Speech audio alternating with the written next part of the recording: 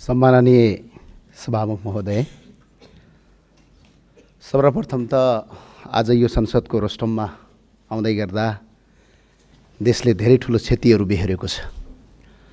ज्ञात अज्ञात शहीदहरूप्रति ती 76 जना युवा साथीहरूप्रति हार्दिक श्रद्धाञ्जली व्यक्त गर्न चाहन्छु।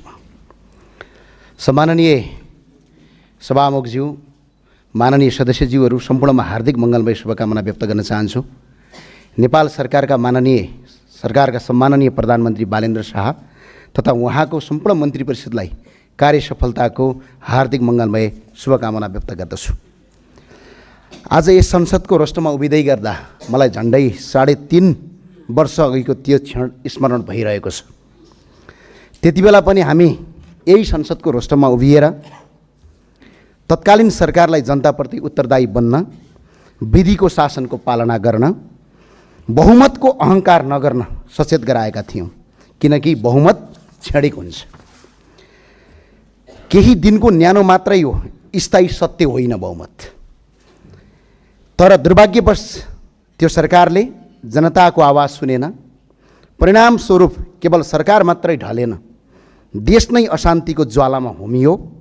भौतिक संरचनाहरू दिनहाडै जले, सिंहदरबार जले, संसद भवन समेतसम्म आगलागीको चपेटामा पर्यो र आज हामी बाध्य भएर एउटा बैठक कक्षलाई संसद भवन मानेर कार्य सञ्चालन गरिरहेका छौँ। यो अहिलेको सरकारलाई हेक्कार होस्।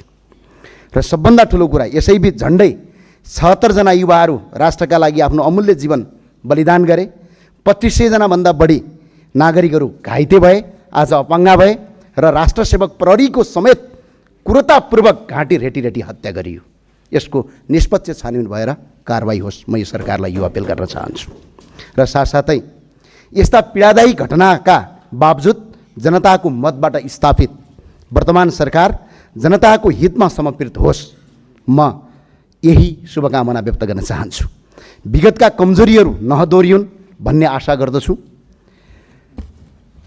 जनताको आवाज सुन्ने, विधिको शासनमा आधारित कानुन सम्मत तथा प्रजातान्त्रिक मूल्य र मान्यतामा अडिग शासन सञ्चालन होस्, मेरो यही हार्दिक मङ्गलमय शुभकामना यो सरकारलाई छ। र यो सरकार केवल सत्ता सञ्चालन गर्ने संयन्त्र मात्र नभई जनताको आशा, भरोसा र भविष्यको दियो बनोस्। र त्यो दियो जोगाइराख्नु हामी सबैको प्रमुख कर्तव्य हो। हामी त्यो दियो जोगाउँछौँ। तर त्यो दियो कहिल्यै डढेलोमा परिणत नहोस्। यदि त्यो दियो डढेलो बन्न खोज्छ, यदि कोसिस गर्छ भने हेक्कार होस्। त्यसलाई नियन्त्रण गर्ने, त्यसलाई निभाउने साहस हामीले राख्नुपर्छ र राख्छौँ पनि। त्यसका लागि म सबैलाई शुभकामना दिन चाहन्छु। नेपालमा धेरै सरकारहरू परिवर्तन भए, धेरै व्यवस्था परिवर्तन भए, तर जनताको अवस्था जस्ताको तस्तै रह्यो। अब वर्तमान सरकारले सुशासनको मार्ग अवलम्बन गर्दै विगतका सबै भ्रष्टाचारका काण्डहरूको फाइल खोल्नेछ भन्नेमा म पूर्ण विश्वस्त छु। विशेष गरी प्रधानमन्त्री बालेन्द्र शाह र गृहमन्त्री माननीय सुदन गुरुङप्रति अझै विश्वस्त भएको छु। लाउडा विमान काण्डदेखि सहकारी घोटाला काण्डसम्मका ठुल्ठुला दोषीहरूलाई कानुनी कटघरामा उभ्याइनेछ भन्नेमा म पूर्ण आशावादी छु। र सबभन्दा ठुलो कुरा, पोहोर साल आउँदा अघिल्लो वर्ष अलि पाका उमेरका मान्छे थियौँ, अहिले भर्खरका युवा साथीहरू आएका छौँ। यो चाहिँ परिवर्तनको एउटा सिर्फ दल परिवर्तन नभएर हाम्रो पुस्ता परिवर्तन भएछ। यसका लागि धेरै धेरै धन्यवाद भन्न चाहन्छु। सडकको किनारमा मकै पोलेर, साग बेचेर, पसिना र रगत बगाएर संलग्न गरिएको सहकारीको रकम हडप्ने भ्रष्टाचारीलाई कानुनको कटघरामा उभ्याइनेछ र पीडितको रकम सरकारबाट होइन, ती अपराधीहरूको 3 पुस्ते सम्पत्ति जफत गरेर तिराइनेछ भन्ने कुरामा सरकारसँग म पूर्ण आशावादी छु। र निर्मला पन्तदेखि इनिसा विकसम्मका निर्दोष दिदीबहिनीहरूको चित्कारले न्याय पाउनेछ भन्नेमा म पुनः आशावादी छु। र चाँडै न्याय पाइएको पनि सुन्न पाइयोस्, यही मङ्गलमय शुभकामना व्यक्त गर्न चाहन्छु। आज युवाहरू +2 पास गर्ने बित्तिकै आफ्नो जीवनका लागि विदेशी न बाध्य छन्। हरेकको दिमागमा आइरहेको छ। आज अलिकति हुने खानेका छोराछोरी अस्ट्रेलिया ताकिरहेका छन्, अलिकति गरिबका छोराछोरीहरू आज खाडी मुलुक ताकिरहेका छन्। यो सोच नै मार्नुपर्ने हाम्रो आवश्यकता छ। त्यो सोच मार्न यो सरकारले कदम गर्नेछ भन्ने मलाई आशावादी छु। झन्डै 80 लाखभन्दा बढी युवाहरू नेपालीहरू विदेशमा श्रम गर्न बाध्य छन् र तिनैको रेमिटान्सले यो देशको अर्थतन्त्र आज धानिरहेको छ। हाम्रो तलब पनि तिनीहरूको रेमिटबाट चलिरहेको छ।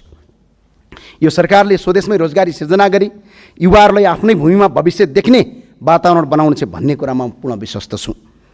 एकपटकको नेपाली सधैँको नेपाली, यहाँ गई माननीयज्यूले पूर्व वक्ताले पनि भनिसक्नुभयो।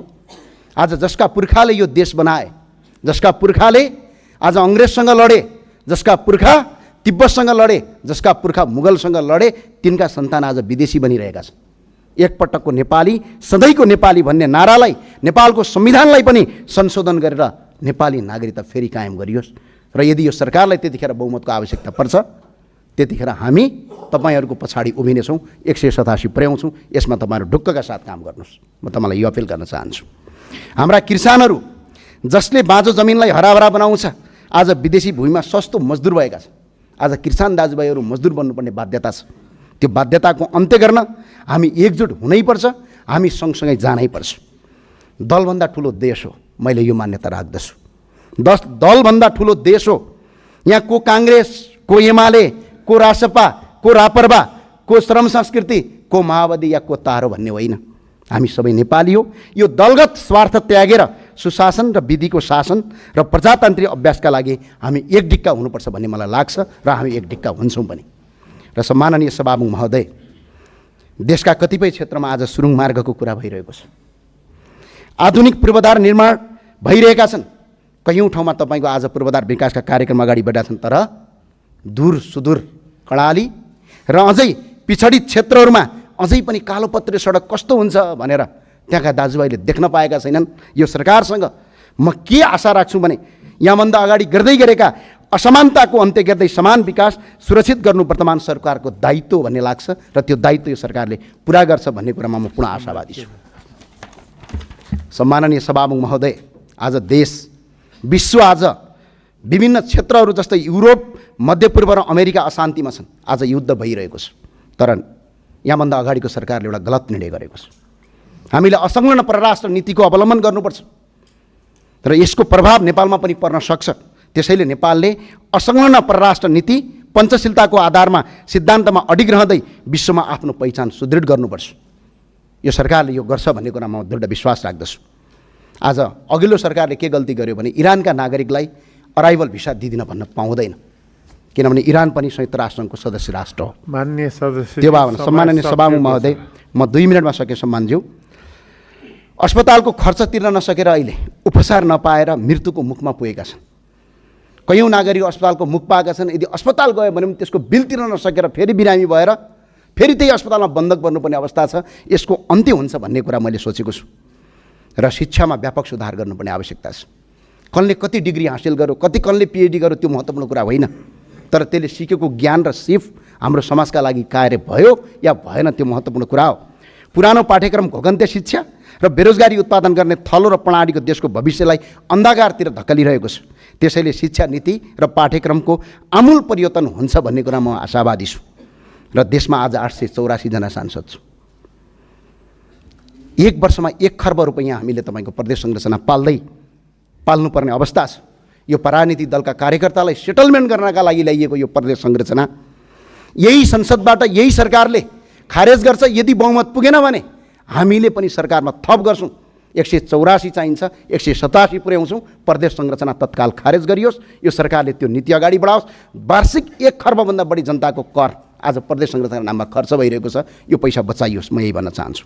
राष्ट्रको पहिचान सबभन्दा ठुलो कुरा। आज हामी यत्रो सांसदहरू छौँ। 165 जना हामी निर्वाचित जनताबाट प्रत्यक्ष निर्वाचित भएका छौँ।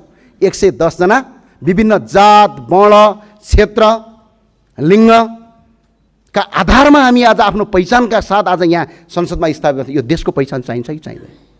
यो मुलुकको पहिचान चाहियो कि चाहिएन?